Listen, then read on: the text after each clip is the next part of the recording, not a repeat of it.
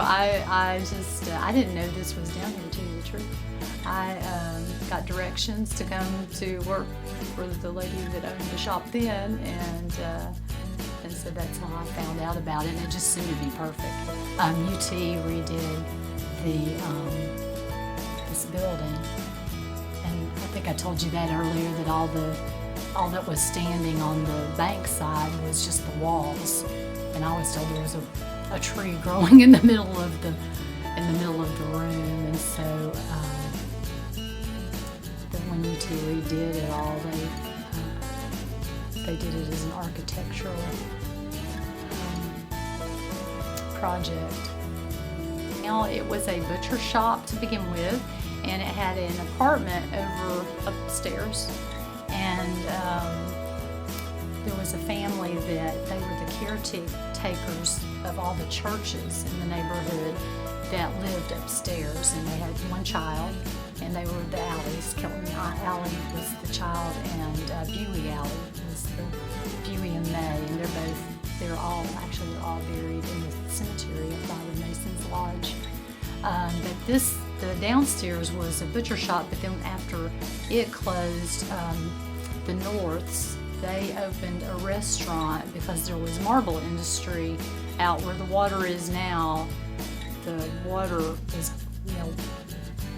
the water wasn't there back then. There were marble quarries and a lot of workmen, and so they opened a restaurant in order to feed all the workmen. And so this was a restaurant, and then the other side, it was a bank to begin with, and then during the Depression it went under, and so it was a general store for a lot of years. And the Norths also owned it, and then they opened the restaurant also. I guess they owned both buildings.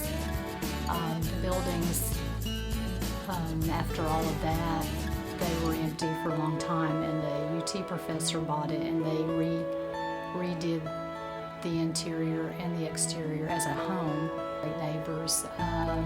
They're all very, very friendly. They're the type of neighbors that will, if they see your yard needs mowed, they'll just mow it. There's one guy up the street that he would be out here cutting across. He'd cut up and down the road for I don't know how long. I think now his health has gotten bad, but he was one of the ones that if he saw anybody's grass needed mowed, he would just go mow it for him, because a lot of times it was somebody elderly. There were so many elderly people down here. Mm-hmm. The other side, it was a bank to begin with, and then during the Depression it went under, and so it was a general store for a lot of years. And the Norths also owned it, and then they opened the restaurant also. I guess they owned both buildings. The buildings, after all of that, they were empty for a long time, and a UT professor bought it, and they redid the interior and the exterior as a home. And so now it's just split up more as a residence, but I've made it into a train derailed.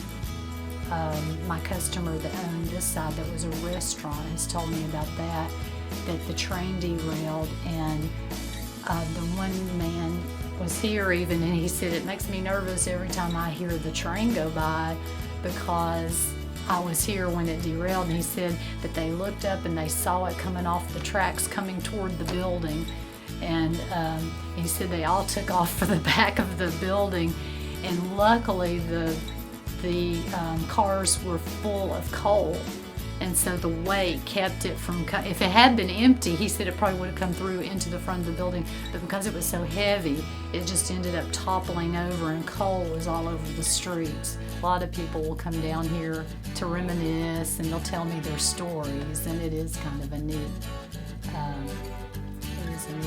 area and a lot of neat stories.